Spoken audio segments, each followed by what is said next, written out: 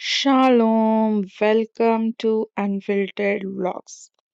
सकाळी आज संडे असल्या कारणाने थोडेसे आपलं हेअर वॉश आणि आज सिव्हिलच घालायचा प्लॅन होता. असं काही नाही की बाहेर जायचं होतं, पण फॉर अ चेंज रोज रोज आपला युनिफॉर्म असतो म्हणून. मग सकाळचं आपलं रुटीन कपभर दूध, बायबल आणि हे सकाळचे आपले कामधाम चालू झालेले आहेत.